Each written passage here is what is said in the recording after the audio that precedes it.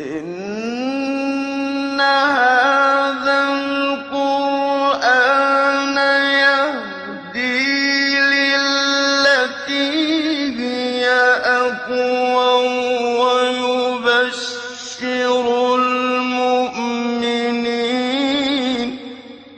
ويبشر المؤمنين الذين يعملون الصالحات أن لهم أجرا كبيرا. بسم اللہ الرحمن الرحیم. الحمد للہ رب العالمین وبہ نستعین وصلی اللہ وسلم علی سید الانبیاء والمرسلین وعلی آلہ واصحابہ اجمعین ومن تبعہم باحسان الی یوم الدین. اما بعد. سلسلہ تفسیر کی یہ 79ویں نشست ہے اور اس نشست میں انشاءاللہ سورۃ الحج کی 25ویں آیت کریمہ کی تفسیر ہوگی. اللہ رب العالمین نے ارشاد فرمایا: ان الذین کفروا ویصدون عن سبیل اللہ والمسجد الحرام الذی جعلناہ للناس سواء العاکف فیہ والباد ومن یرد فیہ بإلحاد بظلم نذقہ من عذاب علیم. اس آیت کریمہ سے متعلق کچھ مبادی باتیں میں نے پچھلی نشست میں رکھ دی ہیں. آج کی اس نشست میں انشاءاللہ قرآن مجید کی جو اسالیب ہیں ان میں سے ایک اسلوب جو یہاں بہت ہی نمایاں ہے، میں اس کی وضاحت کروں گا انشاءاللہ. وہ یہ ہے کہ اللہ رب العالمین نے ارشاد فرمایا: ان الذین کفروا ویصدون عن سبیل اللہ. آپ دیکھو، جب اللہ تعالیٰ نے کفر کی بات کی تو صیغہ ماضی میں، اور پھر ان لوگوں کا ایک جرم کفر کے ساتھ وہ یہ ہے کہ اللہ رب العالمین کے بندوں کو اللہ کا دین اسلام قبول کرنے سے روکنا، مسجد حرام یا حرم میں داخل ہونے سے روکنا. اس جرم کو اللہ رب العالمین نے فعل الحال والمستقبل یعنی الفعل المضارع اس اسلوب میں اللہ نے بیان فرمایا. تو گویا کہ فعل مضارع معطوف ہے کس پر؟ فعل ماضی پر. ایک بات کو اللہ نے فعل ماضی میں، ایک اور بات کو اللہ نے فعل مضارع میں بیان کیا ہے. اس میں کیا بات ہے؟ اس سلسلے میں کچھ باتیں میں آپ کے سامنے ذکر کروں گا انشاءاللہ. بالذات اس آیت کریمہ میں کفر کو صیغہ ماضی میں اور الصد عن سبیل اللہ کو صیغہ مضارع میں، تو فعل مضارع میں اللہ سبحانہ وتعالی نے یہاں یہ جو اسلوب بیان فرمائے ہیں، یہاں کیا معنی ہے، یہاں کیا مفہوم ہے، یہ بتانے سے پہلے اس قاعدے کی، اس اسلوب کی میں وضاحت کر دیتا ہوں. اہل علم نے شروع دن سے قرآن مجید کی جو اسالیب ہیں اس پر خوب کام کیا ہے، اس کو خوب سمجھایا ہے، بہت ہی عمدگی کے ساتھ، بہتری کے ساتھ. آپ دیکھو، ایک کتاب کا میں حوالہ دیتا ہوں، ابو محمد ابن قتیبہ الدینوری رحمہ اللہ کی تأویل مشکل القرآن. کتاب جو ہے حجم کے اعتبار سے بہت بڑی نہیں ہے، لیکن فائدے کی اگر بات کرتے ہیں تو اس درجہ مفید کتاب ہے سبحان اللہ، کہ جس سے ایک طالب علم قرآن مجید کی اسالیب کو، قرآن مجید کی معنی مفہوم کو، اور قرآن مجید میں کون سی بات کس سیاغہ میں بتائی جا رہی ہے، اس گہرائی کو وہ جو ہے لے گا اس کتاب کے ذریعے سے. تو آپ دیکھو، ابن قتیبہ دینوری رحمہ اللہ نے ایک تو مقدمہ بہت ہی عمدہ لکھا ہے کہ قرآن مجید کی جو زبان ہے، یعنی ایک تو دنیا بھر کے مقابلے میں جو عربی زبان ہے اس کی اہمیت بتائی آپ نے، اور عربی زبان میں بھی قرآن مجید کے جو اسالیب ہیں اس میں جو قرآن مجید جو دونوں میں جو بعد ہے، جو فاصلہ ہے، یعنی اس درجہ عالی جو ہے مطلب زبان ہے قرآن مجید کی، عام عربی زبان سے بھی بڑھ کر کے اس کی وضاحت سب کی ہے ابن قتیبہ دینوری نے رحمہ اللہ. پھر اس کے بعد آپ نے متعدد اسالیب بیان کی ہیں. ایک اسلوب آپ نے اس باب میں بھی لکھا ہے کہ باب مخالفت اللفظ معنی، باب مخالفت ظاہر اللفظ معنی، یعنی ظاہر میں ایک اسلوب ہوتا ہے لیکن مرادی معنی الگ ہوتا ہے. یہ عربی اسلوب ہے اور قرآن مجید اسی اسلوب میں نازل ہوا ہے. عام طور پر ہم جو ملک میں ہیں، ہندوستان میں، عام طور پر جو مسلمان ہیں وہ قرآن مجید کو اردو زبان میں جو مترجم ہے، یا کچھ لوگ انگریزی زبان میں، اور اس سے بھی کچھ کم لوگ ہندی زبان میں جو مترجم ہیں، یا پھر علاقائی زبانوں میں جو مترجم ہوا ہے اسی کی مدد سے پڑھتے ہیں.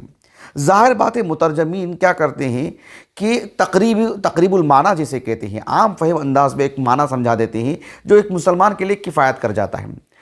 یہ بات نہیں ہے کہ وہ اس سے واقف نہیں ہوتے ہیں، مطلب یہ کہ اتنی ساری باتیں وہ ترجمہ میں دے نہیں سکتے ہیں، پھر اس کی اگر شرح کریں گے تو پھر اس کو ظاہر بات ہے عالم ہی بنانا پڑے گا اس کو، اور وہ وہاں پر ہونے والی بات نہیں ہے۔ لیکن ایک طالب علم کے لیے یہ سب جاننا جو ہے ضروری ہو جاتا ہے۔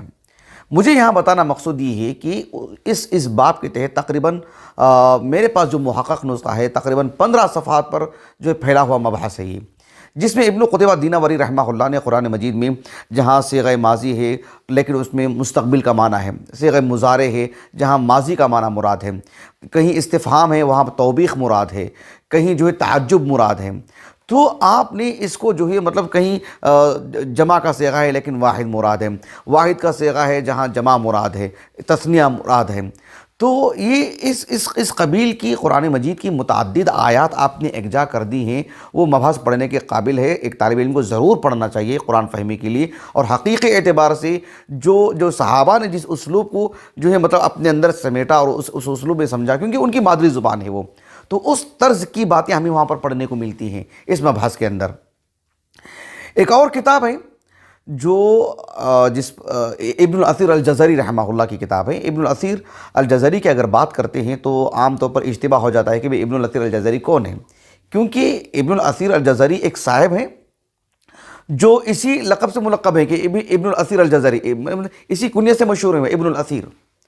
تو اثیر الدین ایک صاحب تھے، اثیر الدین، ان کے جو فرزندان ہیں 3 فرزند ہیں، ان کے تینوں بھی علمی دنیا میں ابن الاثیر ابن الاثیر ابن الاثیر سے معروف ہیں، جن پر میں نے مستقل جو ہے تقریباً 2 سال قبل اسی جگہ میں بیٹھ کر کے میں نے درس دیا تھا کہ اس کا عنوان تھا ابناء الاثیر الجزری رحمہم اللہ اجمعین۔ تو اثیر الدین صاحب جو ہیں ان کا بھی میں نے ترجمہ حیات بیان کیا ہے، ان کے تینوں فرزندان کا بھی میں نے ترجمہ حیات بیان کیا ہے۔ ان میں سے جو سب سے چھوٹے بھائی ہیں یوٹیوب پر موجود ہیں تینوں سے متعلق الحمدللہ، تو سب سے جو چھوٹے فرزند ہیں ان کے چھوٹے بھائی ہیں، ان 3 بھائیوں میں سے جو چھوٹے بھائی ہیں ضیاء الدین ابن الاثیر الجزری رحمہ اللہ، 637 ہجری ان کا جو سن وفات ہے، ادیب تھے وہ۔ ان کی جو کتاب ہے جو بہت ہی معروف ہے کہ المثل السائر فی ادب الکاتب والشاعر، 4 جلدوں میں المکتبۃ الشاملہ میں موجود ہے، وہیں سے میں نے یہ استفادہ کیا ہے، کتابی شکل میں میرے پاس موجود نہیں ہے۔ میں اس کا جب بھی حوالہ دیا ہوں اس سے پہلے بھی میں نے الشاملہ ہی سے یہ ساری باتیں میں نے لی ہیں، تو اس میں آپ دیکھو انہوں نے قرآن مجید کی جو اسالیب ہیں اس کو 2 حصوں میں انہوں نے تقسیم کیا ہے۔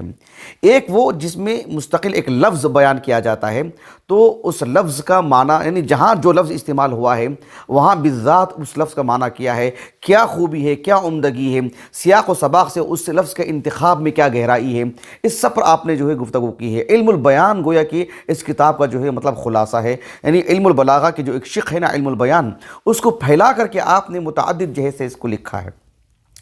پھر یہ کہ جو ہے معنوی اعتبار سے جو سیاغہ ہوتا ہے، ماضی مضارع ہو یا دیگر جو صیغے ہوتے ہیں، ان سب پر بھی آپ نے گفتگو کی ہے، تو اس میں متعدد باتیں آپ نے لکھی ہیں، النوع الاول، النوع الثانی، النوع الثالث، اس طرح سے۔ تو اس میں جو چوتھی جو نوع ہے النوع الرابع، اس میں الالتفات، یعنی الالتفات سے متعلق اگر گفتگو کرنا چاہیں تو وہ خود ایک بہت بڑا موضوع ہے۔ قرآن مجید میں کبھی جو ہے غائب کا صیغہ ہوتا ہے، پھر جو ہے آگے جا کر کے وہی گفتگو جو ہے مطلب صیغہ خطاب کا صیغہ ہو جاتا ہے، کبھی جو ہے مطلب خطاب کا صیغہ رہتا ہے اور اختتام جو ہے مطلب غائب کے صیغے میں ہوتا ہے۔ تو یہ جو التفات یہ ایک ہی شکل اور ایک ہی نوع نہیں ہے، اس میں بھی تنوع ہے۔ قرآن مجید نے طرح طرح کی گفتگو کی ہے۔ الالتفات کی اگر بات کرتے ہیں تو اس میں ایک بات یہ بھی آتی ہے کہ یعنی کسی بات کو فعل ماضی جو گزر چکی ہے جو چیز، اسے مضارع یعنی الحال والمستقبل میں پیش کیا جاتا ہے۔ کبھی جو ہے کوئی کسی بات کو یعنی الفعل المضارع ہی میں پیش کیا جاتا ہے، یعنی مطلب کیا ہے کہ ایک بات ہوتی ہے فعل ماضی، ایک ہے فعل مضارع۔ قرآن مجید میں جہاں جہاں مذکور ہے کہا کہ اس کی 2 قسمیں انہوں نے بیان کی، ایک قسم جسے کہتے ہیں البلاغی اور دوسری قسم وہ ہے جو غیر بلاغی۔ کیا مطلب ہے اس کا؟ مطلب یہ ہوتا ہے کہ قرآن مجید میں کبھی فعل مضارع بیان کیا جاتا ہے کسی بات کو بیان کرنے کے لیے، تو وہاں پر مستقبل کی خبر دینا مقصود نہیں ہوتا ہے، یہ مقصود نہیں ہوتا ہے کہ وہاں پر جو ہے مطلب جو ہے صرف آگے کی بات بتائی جا رہی ہے، جو ماضی کے مقابل ہے وہ مقصود نہیں ہوتا ہے.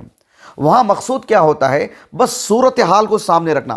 وہ چیز گزر چکی ہے، یعنی ایک واقعہ گزر چکا ہے، لیکن اگر آپ اس کے فعل مضارع میں بیان کریں گے تو گویا کہ وہ چیز آپ کے سامنے آ گئی ہے، گویا کہ فی الحال آپ اسے محسوس کر رہے ہیں. یہ مقصود ہوتا ہے. کبھی کیا ہوتا ہے، فعل مضارع بیان کیا جاتا ہے اور اس کا مقصود کیا ہوتا ہے کہ بھئی استمرار، یہ چیز ایسی ہی ہو رہی ہے، چلی جا رہی ہے اور ایسی ہی ہوتا ہے، ان کا یہی کام ہے، ان کا یہی عمل ہے، یہ بتانا مقصود ہے. وہاں پر البلاغہ کی قسم وہاں پر جو ہے مذکور نہیں ہے، وہ بتانا مقصود نہیں ہے. یہ جو دو قسمیں ہیں. میں قرآن کی کچھ مثالیں دیتا ہوں اور وہ مثالیں بھی تقریباً وہی ہیں جو انہوں نے اپنی اس کتاب میں بیان کی ہیں.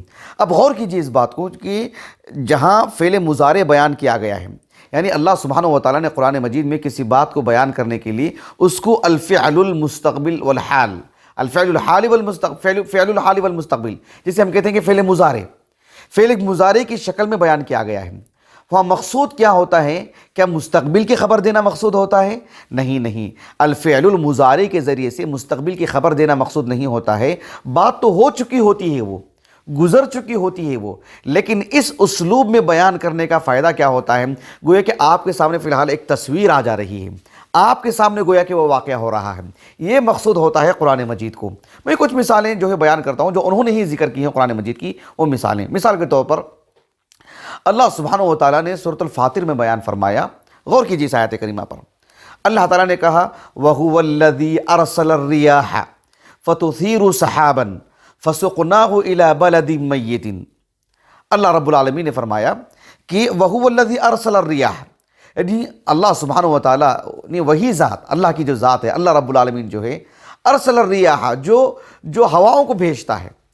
اب دیکھو، ہواؤں کو بھیجنے کی جب بات آئی تو اللہ سبحانہ و تعالیٰ نے اسے صیغہ ماضی میں بیان فرمایا. وَهُوَ الَّذِي يُرْسِلُ الرِّيَاحَ نہیں کہا اس آیت کریمہ میں، وَهُوَ الَّذِي أَرْسَلَ الرِّيَاحَ. اس کے بعد دیکھو فَتُثِيرُ سَحَابًا، پھر اس کے بعد فَسُقْنَاهُ إِلَى بَلَدٍ مَيِّتٍ. جب اللہ رب العالمین نے کہا کہ فَسُقْنَاهُ فعل ماضی، سقناہو، یہاں پر ارسل الریاح فعل ماضی، لیکن فَتُثِيرُ سَحَابًا فعل مضارع. بات کیا ہے؟ واقعہ ایک ہی ہے، لیکن دیکھو دونوں کو اللہ رب العالمین نے جب باتیں بیان فرمائیں تو فعل ماضی میں اللہ تعالیٰ ہوائیں بھیجتا ہے، یعنی ہوائیں اب بھیجی جا چکی ہیں، ہو گیا معاملہ وہ. اس کے بعد اللہ رب العالمین نے کہا کہ فَتُثِيرُ سَحَابًا. اب جو ہے جب اللہ رب العالمین نے ہوائیں بھیجی، اب مان لیجئے کہ بھئی ابھی گرمی کا موسم ہے، بارشیں نہیں ہیں، لیکن جب ہم اس بات کو بیان کرتے ہیں اللہ تعالیٰ کی ذات جو ہواؤں کو بھیجتا ہے، پھر اس کے بعد بادلوں کو یکجا کرتا ہے اور بادلیں آپس میں قریب ہوتی ہیں، اوپر نیچے ہو جاتی ہیں، پھر ان میں سے پانی نکلتا ہے بارش کی شکل میں، جو برسات ہوتی ہے. اب جو ہے ہواؤں کو بھیجنے کی جب بات آئی تو فعل ماضی میں گویا کہ وہ بات ہو چکی ہے، لیکن جب بات جو ہے بادلوں کا قریب ہونا، بادلوں کا تہ بتہ ہو جانا، اس کو فعل مضارع میں اس لیے بیان کیا گیا گویا کہ آپ فی الحال اپنے آپ میں اپنے سامنے اللہ کے اس قدرت کا اس مظہر کو دیکھو. آپ گویا کہ وہ مظہر آپ کے سامنے ہے، گویا کہ وہ تصویر آپ کے سامنے ہے. ہوائیں بھیجی جا چکی ہیں، وہ ہو چکی ہیں، لیکن اب تمہارے سامنے یہ منظر ہے کہ جو ہے اب بارش برسنے کے ساری چیزیں یکجا ہو رہی ہیں. یہ مقصود ہوتا ہے. وہاں پر وہ فعل ماضی فعل مضارع یہ مقصود نہیں ہے، لیکن اسی بات کو جو فعل ماضی کی شکل میں ہونی چاہیے تھی فعل مضارع کی شکل میں اس لیے بیان کی جا رہی ہے تاکہ اس تصویر کو آپ کے سامنے ایسے بیان کیا جائے گویا کہ آپ دیکھ رہے ہیں فی الحال وہ آپ کے سامنے ابھی ہو رہا ہے، وہ ہوائیں بھیجی جانے کے بعد. اس کے بعد اللہ رب العالمین نے پھر بیان فرمایا فَسُقْنَاهُ إِلَى بَلَدٍ مَيِّتٍ، یعنی اب جو ہے جو ہوا بھیجی جا چکی ہیں اور جو ہے بادل قریب ہو چکے ہیں، اوپر نیچے ہو چکے ہیں، بارش برس رہی ہے، اور اس برسات کے ذریعے سے اللہ رب العالمین ایک خشک زمین کو اسے سیراب کر دیتے ہیں. اس کو بھی فعل ماضی میں اللہ رب العالمین نے بیان فرمایا، لیکن ایک عظیم قدرت کو بتانے کے لیے اللہ سبحانہ و تعالیٰ نے اسے علی الفور فعل مضارع میں. دیکھیے دو باتیں فعل ماضی میں، یہاں پر ایک درمیان کی چیز فعل مضارع میں، یہ مقصود ہوتا ہے. ایک اور آیت کریمہ جو ابھی انشاءاللہ ہم ایک 3-4 آیتوں کے بعد اس کی تفسیر کریں گے، تھوڑا وقت لگے گا. اللہ رب العالمین نے فرمایا سورۃ الحج میں، یہ جو آیت کریمہ کون سی ہے؟ 25ویں آیت کریمہ. وہ لگ بھگ میں سمجھتا ہوں آیت نمبر 31 آیت نمبر ہے سورۃ الحج کی. اللہ تعالیٰ نے فرمایا کہ حنفاء للہ غیر مشرکین بہ ومن یشرک باللہ فکأنما خر من السماء فتخطفہ الطیر او تہوی بہ الریح فی مکان سحیق. اللہ رب العالمین نے فرمایا جو اللہ تعالیٰ کی عبادت میں شریک کرتے ہیں، جو اللہ کی عبادت میں، اللہ کی ذات میں، اللہ کی صفات میں اللہ کی مخلوق کو شریک کرتے ہیں، وَمَن يُشْرِكْ بِاللَّهِ فَكَأَنَّمَا خَرَّ مِنَ السَّمَاءِ، گویا کہ وہ اس کا گناہ ایسا ہے اور اس کو ملنے والی سزا ایسی ہے کہ خَرَّ مِنَ السَّمَاءِ، وہ آسمان سے گر گیا۔ دیکھیے جب آسمان سے گرنے کی بات آئی تو اللہ رب العالمین نے اسے فعل ماضی میں بیان کیا ہے کہ اب آسمان سے وہ گر چکا ہے۔ اب صورتحال کیا ہے؟ فَتَخْطَفُهُ الطَّيْرُ، اب دیکھو کہ پرندے آ کر کے اب اسے اچک رہے ہیں۔ انسان کا جو دھڑ ہے، انسان اوپر سے گر رہا ہے اور اچانک پرندے آ کر کے اسے وہیں نوچ نوچ کے کھا رہے ہیں۔ فَتَخْطَفُهُ الطَّيْرُ أَوْ تَهْوِي بِهِ الرِّيحُ فِي مَكَانٍ سَحِيقٍ، یا ہوا ابھی وہ گر ہی رہا ہے، ہوا جو ہے اسے دور دراز مکان پہ جا کے جو ہے مطلب کہیں جا کے پٹک دے رہی ہے۔ اب اس منظر کو بیان کرنے کے لیے اللہ نے فعل مضارع میں بیان کیا فَتَخْطَفُهُ الطَّيْرُ، ایسے نہیں کہا نا فَكَأَنَّمَا يَخِرُّ مِنَ السَّمَاءِ فَتَخْطَفُهُ الطَّيْرُ، ایسے نہیں کہا نا۔ جب گرنے کی بات آئی تو اللہ رب العالمین نے فعل ماضی میں بھی وہ گر چکا ہے، ہو چکی وہ بات، اس کو رہنے دے۔ اب اس کی بات کو جب اللہ نے بیان کیا تو اسے فعل مضارع میں یہ بتانے کے لیے گویا کہ اب آپ خود منظر دیکھ رہے ہیں، آپ کی آنکھوں کے سامنے وہ منظر ہے۔ تو یہاں جو فعل مضارع ہے اس کو کہتے ہیں علم البلاغہ کی ایک شق ہے، یہ جو علم البیان کا حصہ ہے، جس میں اللہ سبحانہ و تعالیٰ نے یعنی اس بات کو بیان کرنے کے لیے فعل مضارع کا انتخاب فرمایا، اس بات کو بیان کرنے کے لیے فعل ماضی میں بیان فرمایا۔ یہ مقصود نہیں ہے کہ ایک بات جو ہے گزر چکی ہے جس کا تعلق ماضی سے ہے، ایک بات جو ہے ہونے والی ہے یا فی الحال ہو رہی ہے، وہ گویا کہ واقعتاً جو ہے اس کا تعلق مستقبل سے ہے، یہ مقصود نہیں ہے۔ وہاں پر مقصود کیا ہے؟ وہ فنی چیز ہے، تفنن، یعنی گفتگو کا انداز، کس بات کو آپ کس لہجے میں گفتگو کریں گے، کون سا اسلوب اختیار کریں گے، کون سا صیغہ استعمال کریں گے، قطع نظر اس کے کہ وہ گزر چکا ہے زمانہ یا آنے والا ہے، اس سے قطع نظر جس بات کے آپ خبر دے رہے ہیں آپ اس میں کون سا اسلوب آپ رکھیں گے، کس اسلوب کا اختیار کریں گے تاکہ سامنے والے کے دل میں وہ بات گھر کر جائے، اچھی طرح بات سمجھ میں آ جائے، گا کہ اس کے دل میں ایک ہیبت ہو گیا کہ منظر دیکھ رہا ہے وہ، یہ مقصود وہاں پر ہوتا ہے۔ میں نے اس سلسلے میں ایک مستقل تحریر بھی لکھی ہے جو ہمارے واٹس ایپ گروپوں میں جو ہے ہم نے اس کو نشر بھی کیا تھا کافی پہلے، جس میں اللہ رب العالمین نے جو سورۃ البقرہ کی آیت کریمہ ہے، دیکھ اللہ تعالیٰ نے فرمایا وَلَقَدْ آتَيْنَا مُوسَى الْكِتَابَ وَقَفَّيْنَا مِن بَعْدِهِ بِالرُّسُلِ وَآتَيْنَا عِيسَى ابْنَ مَرْيَمَ الْبَيِّنَاتِ وَأَيَّدْنَاهُ بِرُوحِ الْقُدُسِ أَفَكُلَّمَا جَاءَكُمْ رَسُولٌ بِمَا لَا تَهْوَىٰ أَنفُسُكُمْ استکبرتم، اس کے بعد فَفَرِيقًا كَذَّبْتُمْ وَفَرِيقًا تَقْتُلُونَ۔ اللہ نے بنی اسرائیل سے کہا، بنی اسرائیل سے اللہ نے کہا کہ نبیوں کے ساتھ تمہارا معاملہ کیسا رہا ہے؟ فَفَرِيقًا كَذَّبْتُمْ، جب بات تکذیب کی آئی تو اللہ نے فعل ماضی میں بیان کیا، تمہاری ایک جماعت ایسی ہے جو تم لوگوں نے جھٹلایا ہے انبیاء کو، فَفَرِيقًا كَذَّبْتُمْ وَفَرِيقًا تَقْتُلُونَ، وَفَرِيقًا قَتَلْتُمْ نہیں کہا اللہ تعالیٰ نے، ایسے بھی نہیں کہا فَفَرِيقًا تُكَذِّبُونَ وَفَرِيقًا تَقْتُلُونَ، ایسے نہیں کہا فَفَرِيقًا كَذَّبْتُمْ وَفَرِيقًا تَقْتُلُونَ، یعنی قتل کو فعل مضارع میں اور تکذیب کو فعل ماضی میں۔ اس میں تین باتیں میں نے جو ہے لکھی ہیں وہاں پر تحریر میں، جو میں نے تحریر اس میں لکھی ہے، اس میں ایک بات یہ بھی ہے جسے ابن کثیر وغیرہ نے علامہ ابو القاسم الزمخشری کے حوالے سے لکھا ہے، وہ یہ کہ جو ہے یعنی فَفَرِيقًا كَذَّبْتُمْ، جہاں تک مسئلہ تکذیب کا ہے تو تکذیب تو بہرحال ہو چکی ہے، یعنی کہ ان کی زندگی کا لازمہ ہے تکذیب، یعنی انہوں نے تکذیب کا معاملہ ایسا ہے کہ شروع سے لے کر آخر تک ان کی زندگی میں وہ رچ بس گئی ہے کہ اللہ کے رسول کو جھٹلانا۔ رہا مسئلہ قتل کا، وہ ایسا نہیں ہے کہ انہوں نے پچھلے انبیاء کو قتل کیا ہے، جہاں تک مسئلہ تکذیب کا ہے موسیٰ کو بھی جھٹلایا، عیسیٰ کو بھی جھٹلایا، زکریا کو بھی جھٹلایا، فلاں کو بھی جھٹلایا، تکذیب تو ان کی زندگی کا لازمہ ہے۔ قتل کا معاملہ ہو چکا ہے؟ نہیں، قتل کا معاملہ آج بھی ہے، یعنی تکذیب تو ہوئی ہے لیکن قتل وہ پچھلے زمانے میں بھی ہوا ہے اور آگے کے زمانے میں بھی ہونے والا ہے۔ اس سے بڑھ کر کے ایک بات یہ بھی بتائی گئی ہے کہ جس طرح سے پچھلے انبیاء کو انہوں نے جھٹلایا نا، پچھلے انبیاء کو انہوں نے قتل بھی کر دیا، اور قتل کرنا تو ان کا اتنا بڑا گناہ ہے، اس کی عظمت کو بتانے کے لیے فعل مضارع میں گویا کہ اب قتل کر رہے ہیں، اب دیکھ رہے ہیں آپ ان کا منظر۔ فَفَرِيقًا كَذَّبْتُمْ وَفَرِيقًا تَقْتُلُونَ، تو قتل کو فعل مضارع یعنی فعل مستقبل میں اس لیے بیان کیا گیا، فعل الحال والمستقبل میں، تاکہ قتل کا ان کا جو گھناؤنا جو جرم ہے وہ گویا کہ آپ کی آنکھوں کے سامنے لا کے رکھا گیا ہے، گویا کہ دیکھ رہے ہیں منظر آپ اس کو کہ قتل کر رہے ہیں ایک نبی کو، تاکہ ان کی اس جرم کی عظمت کو بتانے کے لیے کہ کتنا بڑا گناہ ہے یہ، اس کو بتانے کے لیے فعل مضارع میں اللہ رب العالمین نے اس بات کو بیان کیا۔ تو جب اللہ رب العالمین کسی بات کو فعل مضارع میں بیان کرتے ہیں، مقصود یہ ہوتا ہے کہ وہ مستقبل کی بات ہے ایسا نہیں ہے، بلکہ ہو سکتا ہے وہ ماضی ہی کی بات ہو، گزرے ہوئے زمانے کی بات ہو، بس اس بات کو آپ کی آنکھوں کے سامنے، آپ کے سامنے ایک منظر کے طور پر لا کے رکھا جاتا ہے تاکہ اس کی ایک تاثیر ہو سننے والے کے لیے، پڑھنے والے کے لیے، یہ مقصود ہوتا ہے۔ اس قبیل کی قرآن مجید میں آیات بہت ہیں۔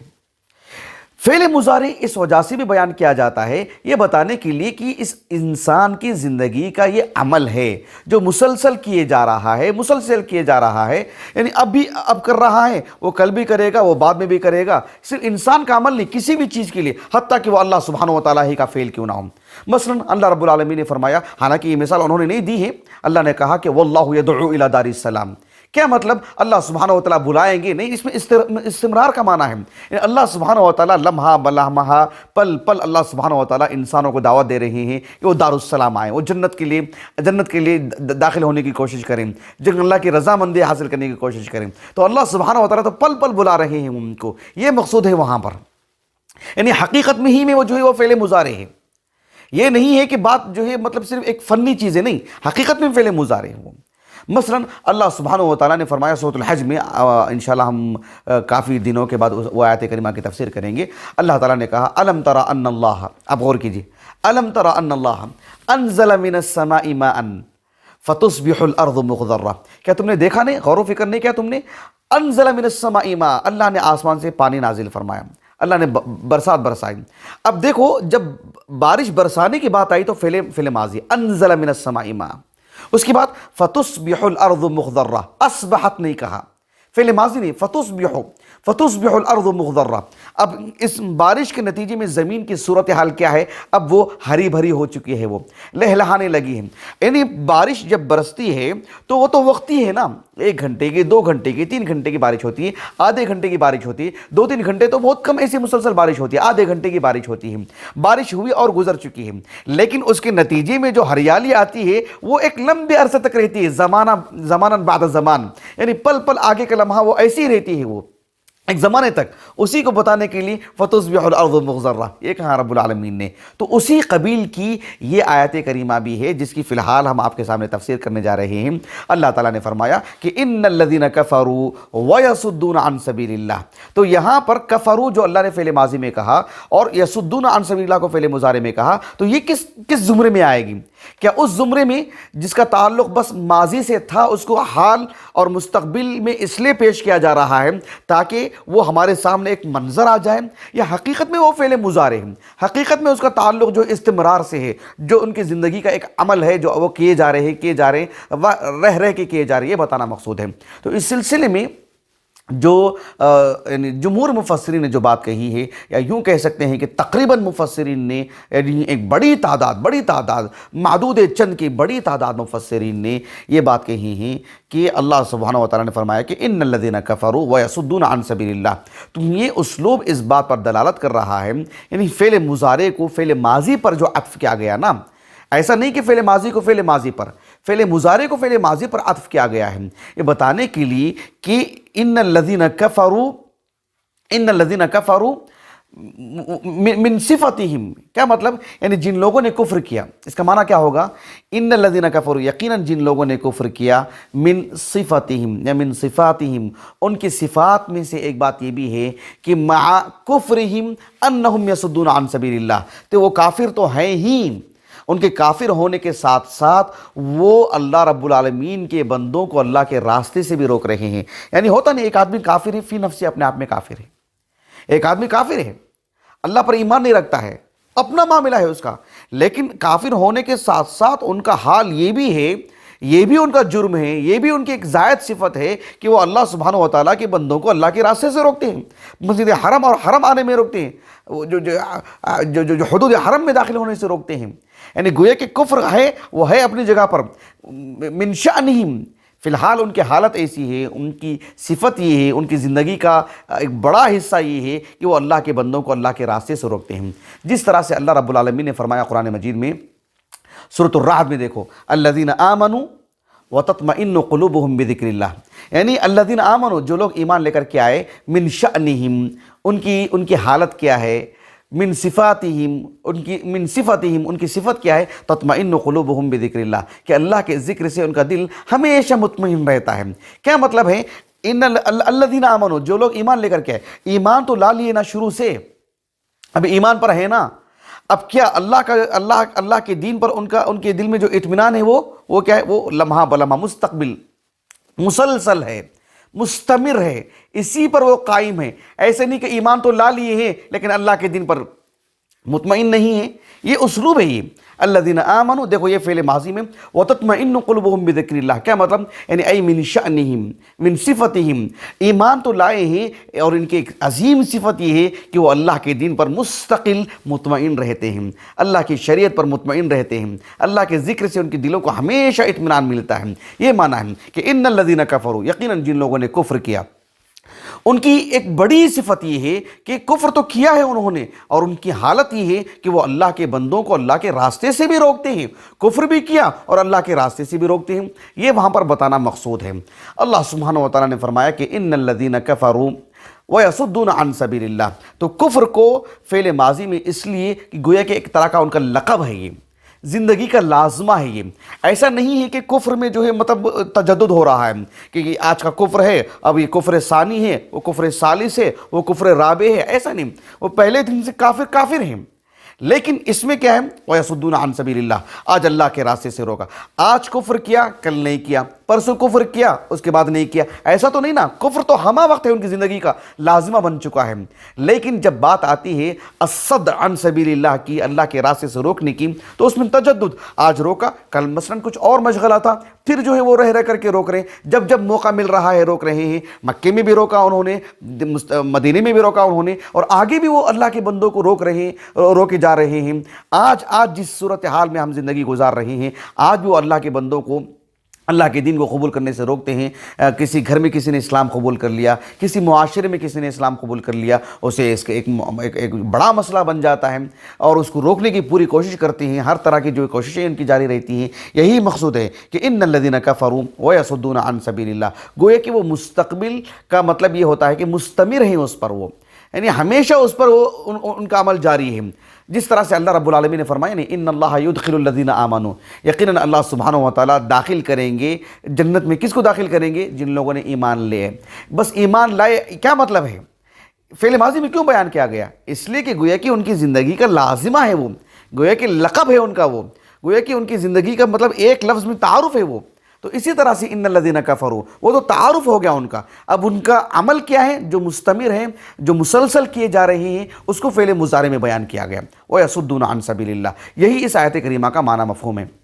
البتہ قاضی شوکانی رحمہ اللہ نے اس آیت کریمہ کو جو ابن الاثیر الجزری، ضیاء الدین ابن الاثیر الجزری نے جو دو قسمیں بیان کی ہیں، پہلی والی جو قسم تھی جہاں مقصود فعل ماضی اور مضارع کو مقصود نہیں ہوتا ہے، ہو سکتا ہے کوئی بات گزر چکی ہو، اس کو بھی مضارع میں اس لیے بیان کیا جاتا ہے تاکہ حقیقت حال سامنے آ جائے۔ اس قبیل سے قاضی شوکانی رحمہ اللہ نے بھی لکھا ہے فتح القدیر میں، اور کہا کہ ان الذین کفروا ویصدون عن سبیل اللہ، ویصدون عن سبیل اللہ، فعل مضارع کو فعل ماضی پر اس لیے عطف کیا گیا کہ یہ بتانے کے لیے کہ جو ہے یعنی الصد عن سبیل اللہ، اللہ کے راستے سے روکنا، ان کا تو وہ معاملہ ہو چکا ہے، وہ روک چکے ہیں، وہ بس وہ اتنا گھناؤنا جرم ہے کہ اس کو جو ہے گویا کہ آپ کے سامنے لا کر کے پیش کیا جا رہا ہے۔ اتنی تفصیل سے تو انہوں نے نہیں لکھا ہے، لیکن ان کے کلام کا مقتضا تو یہی ہے، اسی لیے انہوں نے سورۃ محمد کی آیت کریمہ بطور شاہد پیش کی کہ اللہ تعالیٰ نے فرمایا، پہلی آیت کریمہ سورۃ محمد کی، الذین کفروا وصدوا عن سبیل اللہ اضل اعمالهم، وہ بات ہے کہ فعل ماضی۔ میں نے کل کے درس میں یعنی جو منگل کو جو ہمارا درس تھا، اس میں میں نے الصد عن سبیل اللہ سے متعلق کچھ آیتیں میں نے پیش کی تھیں، سورۃ المائدہ، سورۃ البقرہ، اور ایک تیسری آیت کریمہ کس سورت کی تھی؟ ایک تھی سورۃ البقرہ کی، ایک تھی سورۃ المائدہ کی، ایک تھی سورۃ الفتح کی۔ تو ان تینوں آیات میں آپ دیکھو الصد عن سبیل اللہ کو یا تو مصدر میں یا تو صیغہ ماضی میں پیش کیا گیا ہے۔ اسی تناظر میں قاضی شوکانی نے بھی یہ بات کہی ہے، حالانکہ قاضی شوکانی رحمہ اللہ نے دیگر اقوال بھی ذکر کی ہیں، لیکن پہلا قول اسی کو ذکر کیا ہے، گویا کہ اپنا میلان کا اظہار بھی لگتا ہے ان کے اس اسلوب سے۔ خلاصہ کلام یہ ہے کہ ان الذین کفروا ویصدون عن سبیل اللہ، قرآن مجید میں کسی بات کو فعل ماضی میں، کسی بات کو فعل مضارع میں ایک ساتھ جو پیش کیا جاتا ہے یا اپنی اپنی جگہ میں جو پیش کیا جاتا ہے، اس میں متعدد باتیں ہوتی ہیں جس کا خلاصہ میں نے آپ کے سامنے رکھ دیا ہے۔ یہاں پر وَيَصُدُّونَ عَن سَبِيلِ اللَّهِ فعل مضارع ایسا نہیں ہے کہ صرف گزرے ہوئے زمانے کو مضارع کی شکل میں بیان کیا گیا ہے، فعل الحال والمستقبل میں پیش کیا گیا ہے، بلکہ یہاں پر فعل المضارع، الفعل المضارع تو الفعل المضارع، فعل الحال والمستقبل، مستقبل ہی کی بات ہے وہ، البتہ اس کا معنی استمرار، یعنی کفر تو ہے ہی، ان کو جو اللہ کے راستے سے روکنے کا جو جرم ہے اس میں تسلسل ہے، استمرار ہے۔ یہ اس آیت کریمہ سے متعلق کچھ باتیں تھیں، انشاءاللہ اس کے بعد کا جو حصہ ہے وہ آنے والی نشستوں میں آپ کے سامنے رکھا جائے گا۔ اللہ رب العالمین سے دعا ہے کہ اللہ تعالی ہمیں کتاب اللہ کی فہم عطا فرمائیں، اور جو اللہ کے رسول نے صحابہ کو جو نہج دیا قرآن مجید کی تفسیر کا، معنی مفہوم لینے کا، اللہ تعالی ہمیں اسی پر قائم رکھے، اللہ تعالی ہوا نفس کے شکار ہونے سے ہمیں بچائے۔ اللہ تعالی ہماری اس نشست کو ہمارے اساتذہ، ہمارے والدین، خصوصاً ہمارے والد محترم جنہوں نے دین کی باذن اللہ تعالی ہمارے دل میں محبت ڈالی، شرع علم کی محبت ڈالی، اس کے لیے محنت کر کے ہمیں پڑھایا، اللہ تعالیٰ انہیں اجر عظیم سے نوازے۔ اللہ تعالیٰ ہمارے اہل خانہ کو، ہمارے سبھی مشاہدین کو، ہمارے سبھی معاونین کو، ہمارے معاون خاص عمرو بن الیاس کو اللہ تعالیٰ میرے لیے ذخیر آخرت بنائیں، اجر عظیم عطا فرمائیں، ہماری سیئات کے لیے کفارہ کر دے۔ سبحانک اللہم و بحمدک، اشہد ان لا الہ الا انت، استغفرک و اتوب الیک۔